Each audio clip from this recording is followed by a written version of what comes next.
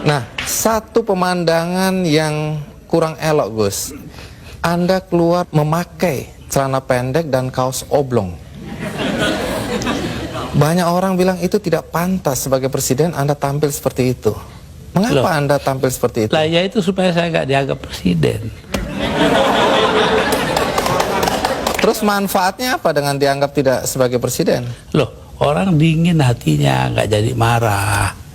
Tapi Gus Dur, dalam upaya mencopot Anda, siapa orang yang paling bertanggung jawab atas pencopotan tersebut menurut Anda? Dua, Siapa? Amin Rais dan Megawati. Mengapa? Hah? Tanya sana dong, gue tanya.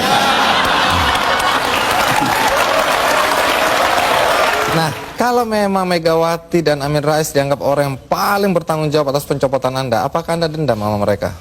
Lah, ngapain dendam Mama Amin? Artinya Gus Dur sudah melupakan itu, sudah memaafkan. Maafkan, lupa sih enggak. Nah, pernahkah setelah peristiwa ini, apakah itu Megawati atau Amin Rais datang ke Anda untuk meminta maaf? Nggak ada. Mereka merasa dirinya benar, ya sudah.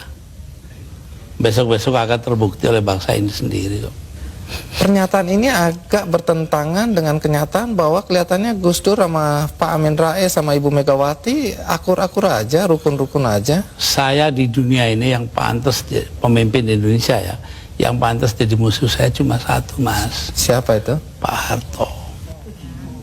Artinya Tapi apa itu pun saya hari raya masih ke sana. Masih jadi teman baik saya.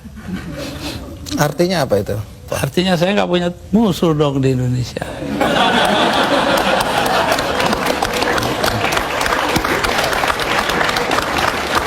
Ada satu hal, kita banyak mendengar bahwa teman-teman dekat Anda dulu menyesalkan kenapa Anda jadi presiden. Anda sebenarnya lebih layak menjadi guru bangsa, nggak usah ikut campur dalam perpolitikan yang nggak jelas itu. Saya diperintah oleh 5 orang sesepuh saya. Itu saja, kalau mereka memerintahkan apa saja masuk api, masuk api. Tanpa perlu berpikir. Tanpa perlu berpikir. Kenapa begitu? Loh, Selain sesepuh saya itu ini orang pesantren disuruh nurut orang tua. itu nggak bisa ditawar itu, Gus. Nggak bisa ditawar. 5 orang itu, saya nggak sebut namanya.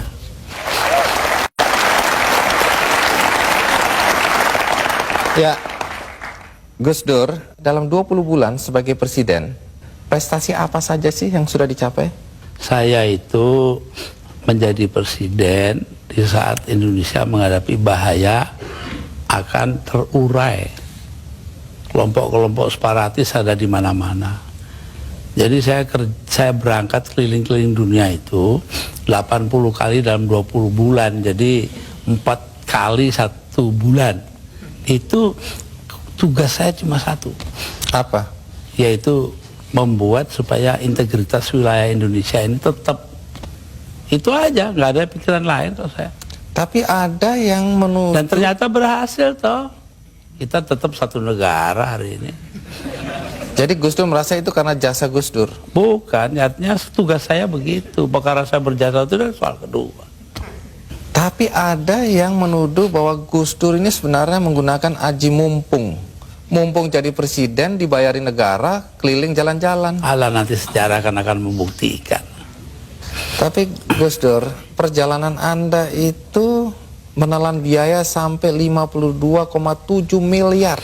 Ya, tapi eksistensi Indonesia sebagai satu negara harganya jauh lebih tinggi.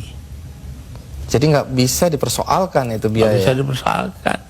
Loh, kalau enggak kan udah dipakai oleh orang-orang brengsek itu.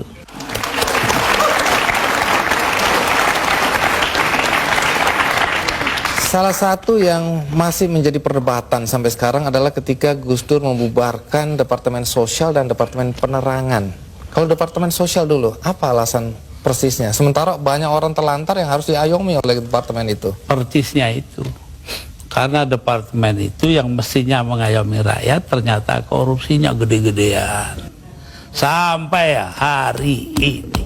Kalau membunuh tikus kan tidak perlu membakar lumbungnya. Oh memang. Kenapa Anda bakar lumbungnya? Bukan. Karena tikusnya sudah menguasai lumbung.